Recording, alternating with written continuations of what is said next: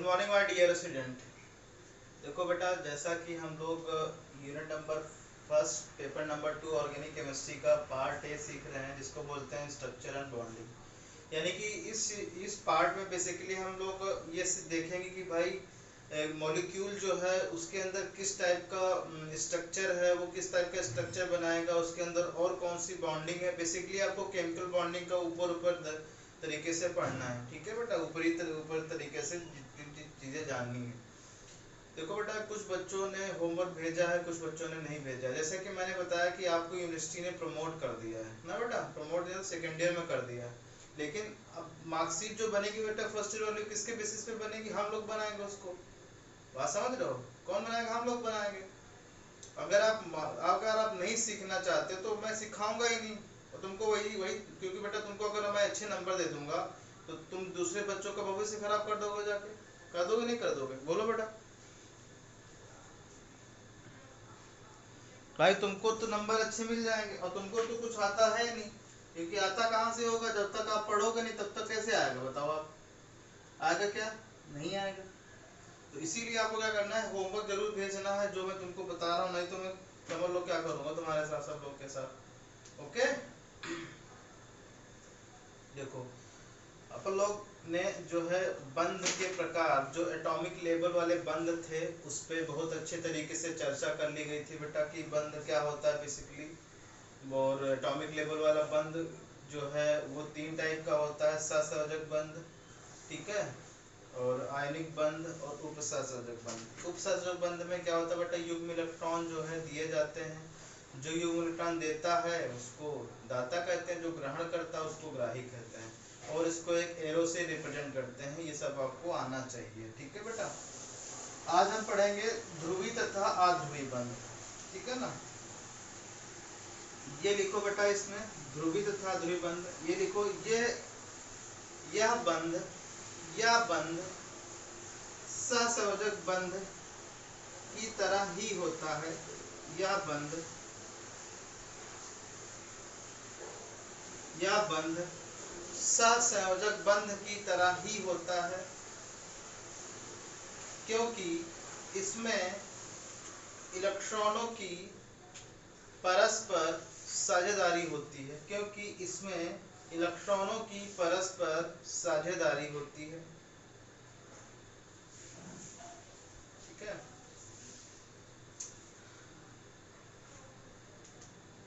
क्योंकि इसमें इलेक्ट्रॉनों की परस्पर साझेदारी होती है, ठीक है।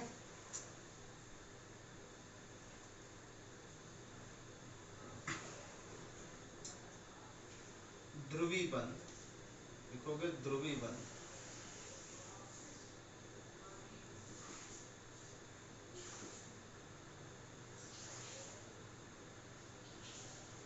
ध्रुवी बंध लिखो बेटा। जब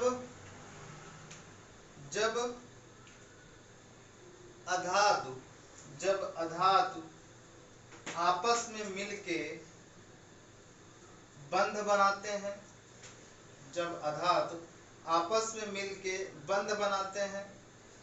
तथा इन अधातुओं के मध्य विद्युत ऋणात्मकता का अंतर होता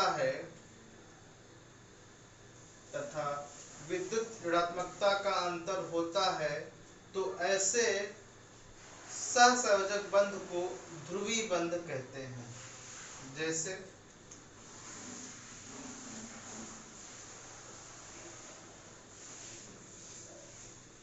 बेटा देखो HCl, तो HCl मतलब क्या होता है बेटा? HCl H और Cl, ऐसा बंध बन गया। बट यहाँ पे आपको पता है बेटा कि ये क्या है, En इसकी क्या है बेटा? मोर है, अधिक है, और इसकी En क्या है? इसकी En कम है। इसकी En क्या बेटा? अधिक। En मतलब विद्युत ऋणात्मकता,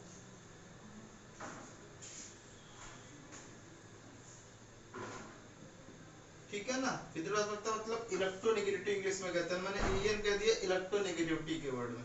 तो देखो बेटा यहाँ पे क्या होगा, इलेक्ट्रॉन शिफ्ट हो जाएंगे तो जिसकी वजह से यहाँ पे क्या आ जाएगा, पोलैरिटी इंड्यूस हो जाएगी, यहाँ पे निगेटिव आ जाएगी और यहाँ पे माइनस प्लस चार्ज आ जाएगा। तो जैसा कि बेटा मैंने बताया कि यहाँ पे टोटली इलेक्ट्रॉन उस मॉलिक्यूल की मतलब उस एटम की तरफ शिफ्ट नहीं होते हैं, उनका इलेक्ट्रॉन क्लाउड शिफ्ट होता है, ठीक है ना, क्योंकि इलेक्ट्रॉन को एज ए वेव माना गया ना बेटा।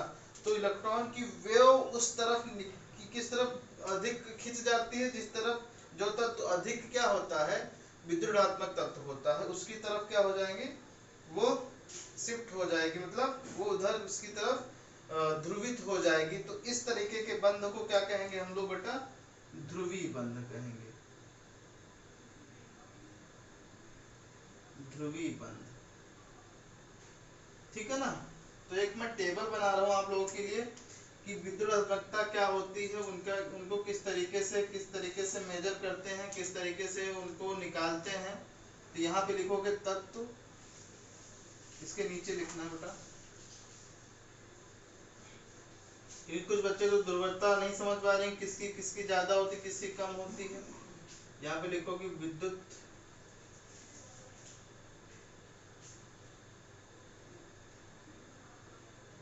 विद्युत ऋणात्मक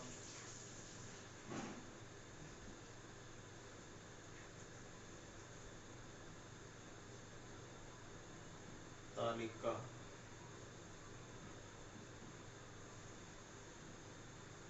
देखो तालिका में क्या करने हैं हम लोग, यहाँ पे लिखोगे तत्व और यहाँ पे लिखोगे बेटा ईएन, मतलब समझ रहे हो, विद्युत ऋणात्मकता।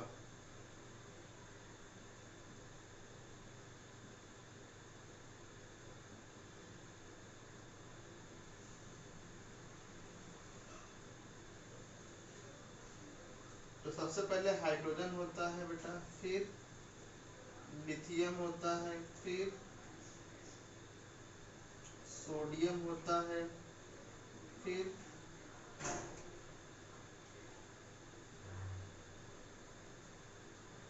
कार्बन, सोडियम बेटा, सोडियम कार्बन,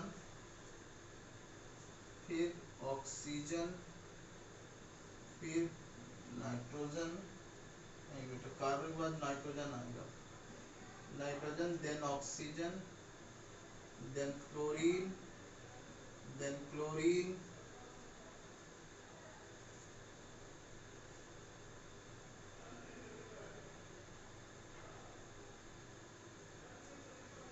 क्लोरीन, ब्रोमीन, फिर आयोडीन, ठीक है।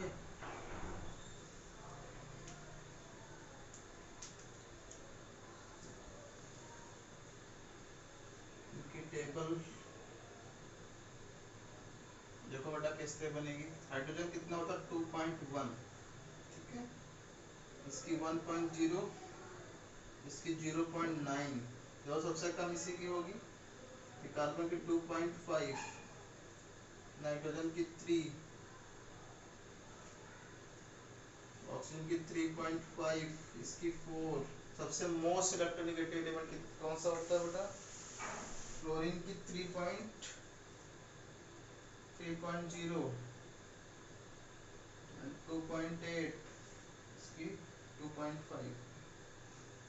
ऑक्सीजन के सामने बेटा सल्फर है, यहाँ पे सल्फर, हाँ क्लोरीन के बराबर सल्फर होता है, ठीक है ना। सल्फर कितनी होती है 3.5, ओके बेटा। इतनी सारी चीजें एलिमेंट है जो आपको क्या करना है बेटा, याद रखना है। फास्फोरस थोड़ा कम होता है सल्फर से, ये आ जाएगा किसका, फास्फोरस आता है बेटा कुछ 3 पॉइंट समथिंग कुछ होता है। तो ये एलिमेंट आपको रखना है, उनकी विद्युतात्मकता याद रखनी है बेटा, ठीक है। तो ये टेबल बनानी है, तभी आप ध्रुवी तथा ध्रुवी बंध बता पाओगे, ठीक है। तो ध्रुवी बंध का क्या होते हैं बेटा, वे बंध जब जब अधातु क्या होते हैं बेटा, एक दूसरे से मिलके बंध बनाते हैं, लेकिन वो उनमें क्या हो, विद्युतात्मकता का अंतर हो, तो वो क्या कहलाएंगे, बोलो, ध्रुवी बंध कहलाएंगे। जैसे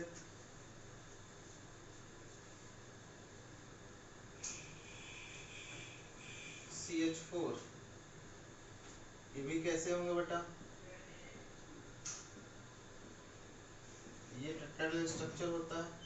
अब देखो ये शिफ्ट होगा इस तरफ शिफ्ट होगा, इस तरफ शिफ्ट होगा, नहीं सॉरी बेटा उल्टा बना दिया, ऐसे आएंगे सारे इलेक्ट्रॉन, बोलो बेटा, तो देखो ये ध्रुवीय बंध आ जाएगा, ठीक है ना।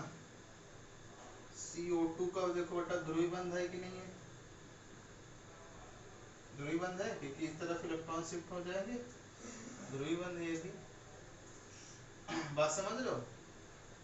तो ध्रुवीय बंध कब होता है, जब तत्वों के मध्य क्या हो, विद्युदात्मकता का अंतर हो, ऐसे सहसंयोजक बंध को क्या कहेंगे हम लोग बेटा, ध्रुवीय बंध कहेंगे। इसकी डिफिनेशन आप लोग लिख लोगे, जैसा कि मैंने बोला कि अभी लिख लिया होगा आप लोगों ने। अब बोलेंगे अध्रुवीय बंध। अध्रुवीय बंध क्या होगा बेटा, ऐसा बंध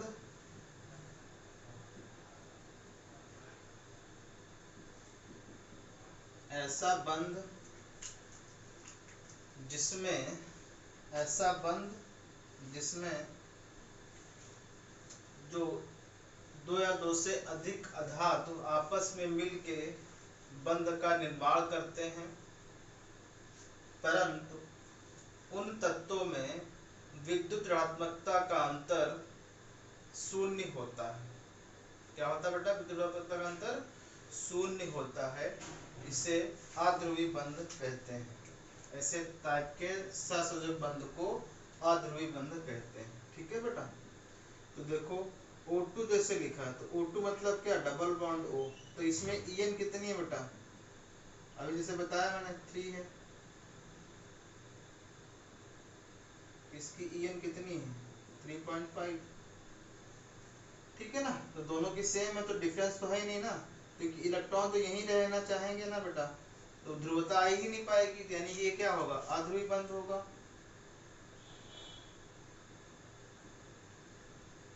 अध्रुवीय बंध क्यों बेटा, तो ऐसा बंध जिनमें क्या हो, विद्युत का अंतर ऑलमोस्ट मतलब जीरो होना चाहिए, En डेल्टा En मतलब डेल्टा En जो आनी चाहिए बेटा वो जीरो के बराबर आनी चाहिए, ऐसे बंध को हम लोग क्या कहेंगे, अध्रुवीय बंध कहेंगे, ठीक है बेटा।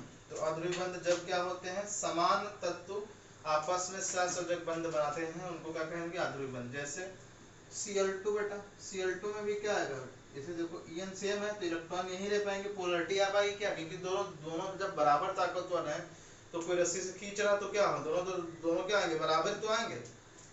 बात समझ रहे हो बेटा कि नहीं समझ रहे हो, ठीक है।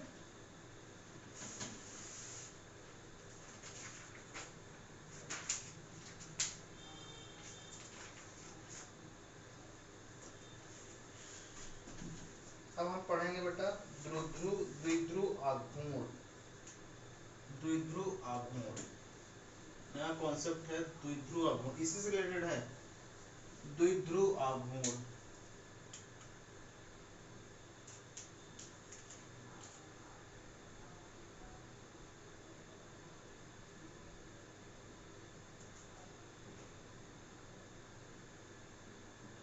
द्विध्रुव आघूर्ण इसको बोलते हैं बेटा डाइपोल मोमेंट,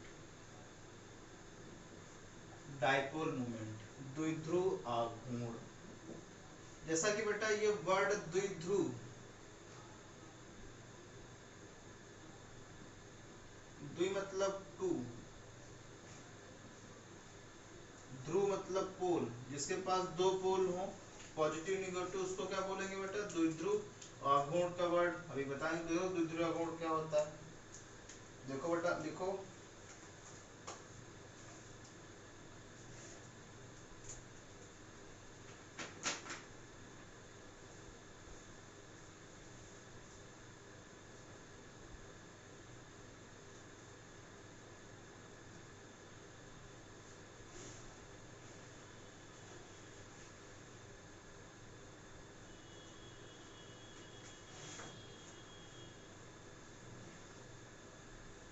लिखो, हाँ लिखो बेटा, जब बिल्कुल द्विध्रुव आघूर्ण मतलब क्या होगा, जब लिखो बेटा, जब दो या दो से अधिक, जब दो या दो से अधिक अधातुएं आपस में मिलकर आपस में मिलकर सहसंयोजक बंध का निर्माण करती हैं, सहसंयोजक बंध का निर्माण करती हैं तथा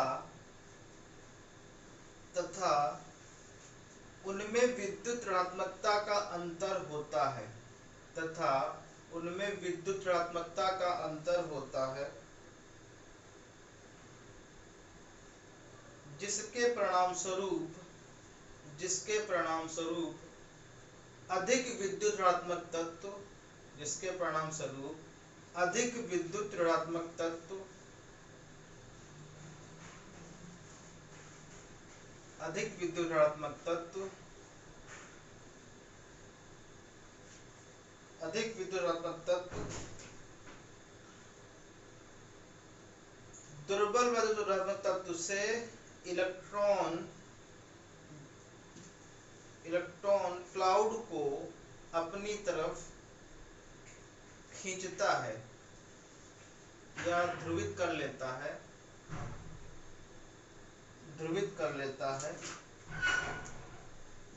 जिसके परिणाम स्वरूप अधिक विद्युतात्मक तत्व इलेक्ट्रॉन ध्रुवित कर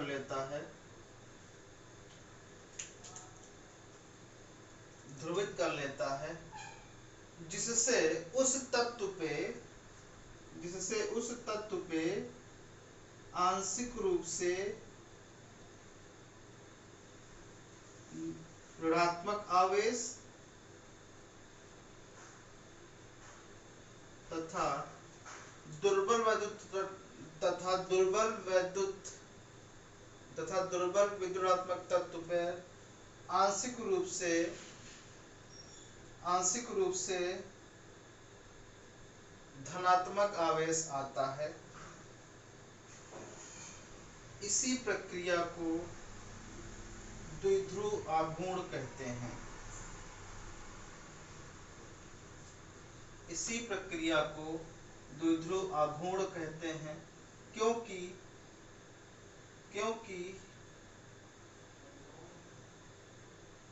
दो अपोजिट आवेश जो विपरीत आवेशित आवेश उत्पन्न हो गए हैं। इसे म्यू से रिप्रेजेंट करते हैं तथा म्यू बराबर Q इंटू डी होता है। इसका मात्रक होता है डी बाई। ठीक है बेटा, या कूलम इंटू सेंटीमीटर।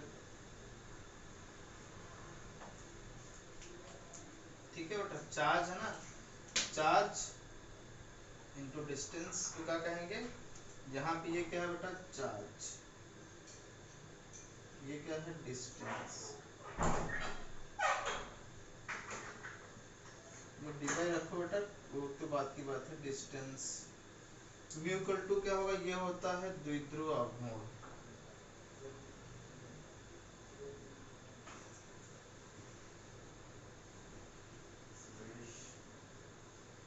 तो द्विध्रुव आघूर्ण समझ गए बेटा क्या होता है।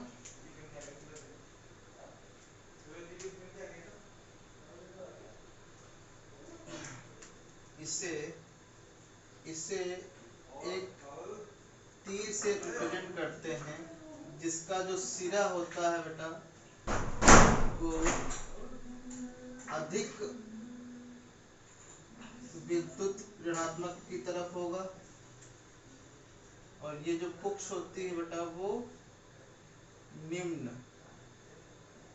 ईएन की तरफ होगा। ठीक है ना।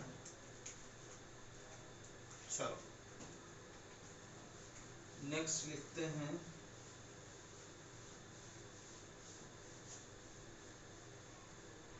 देखो बेटा, द्विध्रुव आघूर्ण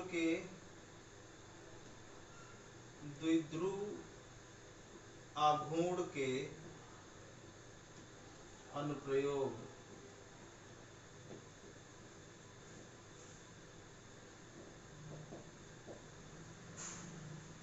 एप्लीकेशन ऑफ डाइपोल मोमेंट। ठीक है बेटा, एप्लीकेशन ऑफ डाइपोल मोमेंट।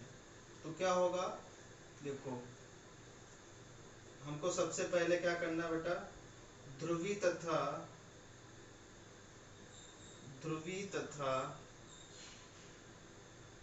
अध्रुवी यौगिकों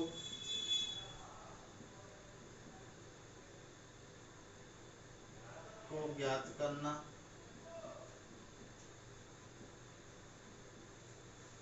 ठीक है,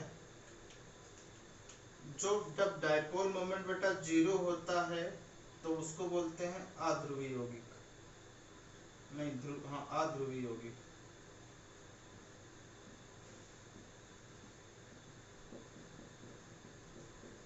और जिनमें बेटा डाइपोल मोमेंट क्या होता है, नॉन जीरो होता है, उसको बोलते हैं ध्रुवीय यौगिक।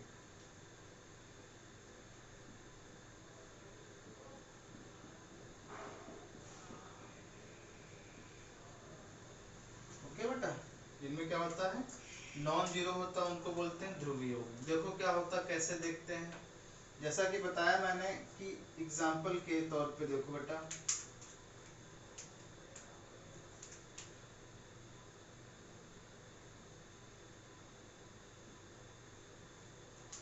अध्रुवीय यौगिक जिनकी बेटा, जिनकी संरचना, यहाँ पे लिखना बेटा जिनकी संरचना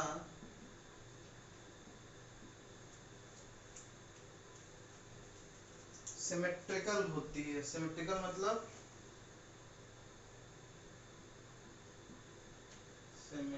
सिमेट्रिकल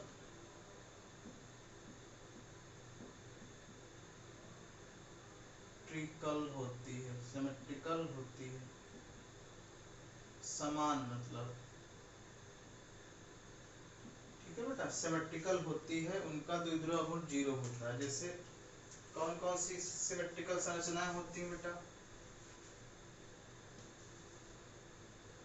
यहाँ पे लिखोगे structure of,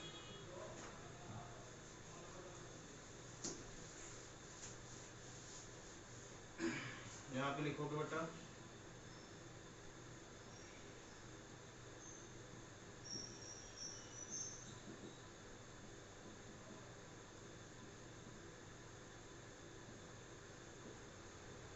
molecule, symmetrical structure of molecule कौन कौन से होते हैं। एक तो रेखीय अगर आ जाए बेटा, रेखीय आ जाए तो उसका डाइपोल मोमेंट जीरो हो जाता है। अगर ट्राइगोनल प्लेनर आ जाए,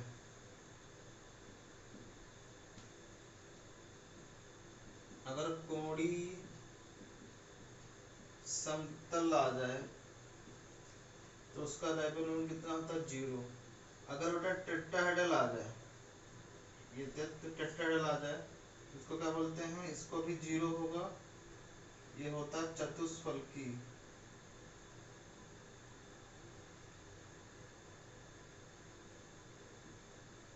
ठीक है, और अगर स्क्वायर बाई पिरामिडल आ जाए, ठीक है ना, इसको क्या बोलना, स्क्वायर नहीं, ट्रायंगुलर बाई पिरामिडल, त्रिकोणीय, त्रिकोणीय द्वि पिरामिडल, उसका भी डाइपोल मोमेंट कितना होगा बेटा, जीरो होगा।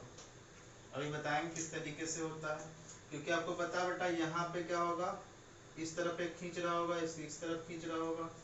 ठीक है ना, देखो ऐसे रेखी में अगर ऐसे ऐसे आ जाएगा, ऐसे आ जाएगा, डाइपोल मोमेंट जीरो हो जाएगा ना। इसमें देखो बेटा ऐसे ऐसे ऐसे, नेट जीरो हो जाएगा। इसमें भी क्या होगा,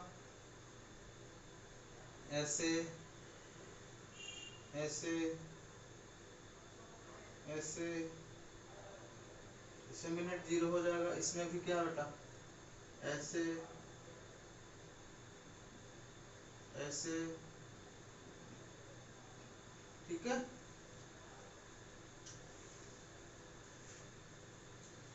अष्टफलकी, अष्टफलकी में देखो क्या होगा बेटा, ऐसे ऊपर नीचे, ठीक है ना, इसको बोलते हैं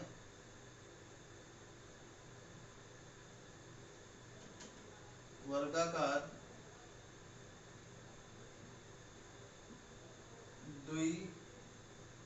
पिरामिडल या अष्टफलकी। इसमें क्या होगा बेटा, ऐसे ऐसे सॉरी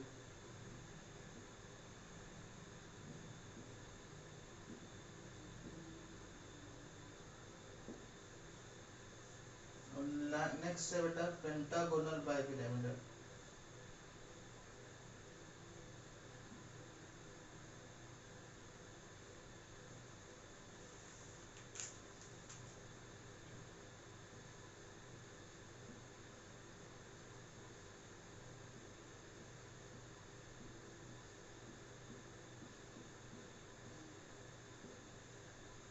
ऐसे बोलते हैं बेटा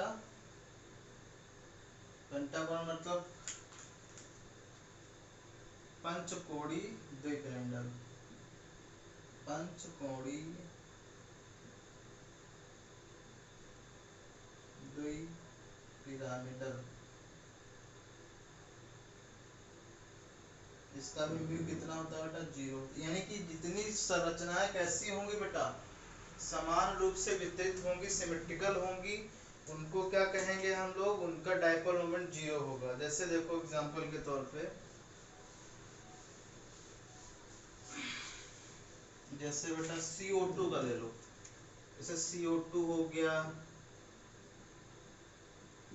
HCO4 हो गया, PCl5 हो गया, CH4 हो गया, CCl4 हो गया। देखो इसका देखो बेटा CO2 का, जैसे ये देखो देखो डायपोल मोमेंट कितना होगा, कार्बन की तरफ से किधर जाएगा, ऑक्सीजन की तरफ, इसकी तरफ जाएगा। तुमको बता दिया जैसा कि ये जो एरो है, एरो का हेड जो है मोर इलेक्ट्रोनेगेटिव की तरफ होगा, इधर भी मोर इलेक्ट्रिक, इधर से तो नेट कितना आ गया, डी नेट जो आएगा बेटा 0 आ जाएगा। Xe4 टेट्राहेड्रली आ जाएगा बेटा, ठीक है, इसका भी कितना आ जाएगा, 0 आ जाएगा। PCl5 P ऊपर नीचे Cl, Cl नीचे Cl, Cl, Cl, इसका भी म्यू कितना आ जाएगा, 0 आ जाएगा। CCl4 का H H H H कितना, म्यू 0। CCl4 का बेटा C Cl Cl Cl। तो जिसमें बेटा सिमेट्रिकल होते हैं वो अध्रुवी होते हैं, जिनमें नहीं ध्रुवी अध्रुवी होते हैं, और जिनमें क्या हो बेटा, जिनमें क्या हो, सिमेट्रिकल ना स्ट्रक्चर हो, वो क्या होते हैं, ध्रुवीय होते हैं, पोलर होते हैं। ठीक है बेटा, पोलर और नॉन पोलर योग समझ में आ गया क्या होते हैं, बोलो। तो लिखो बेटा, यहाँ पे होमवर्क लिखोगे, निम्नलिखित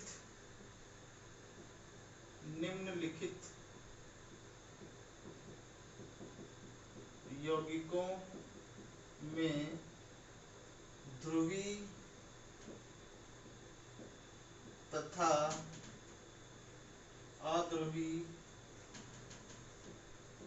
यौगिक ज्ञात कीजिए।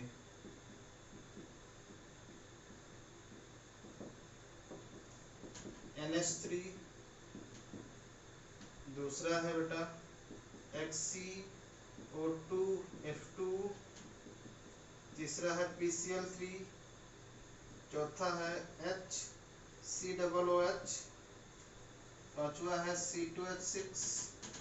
ये आपको 5 क्वेश्चंस करने हैं बेटा, ठीक है ना, मेरे पास भेजने हैं। तो इस तरीके से ये तुम्हारा ध्रुवीय और अध्रुवीय डायपोल मोमेंट खत्म होता है बेटा। अब हम कल संकरण के बारे में पढ़ेंगे, ठीक है बेटा, थैंक यू।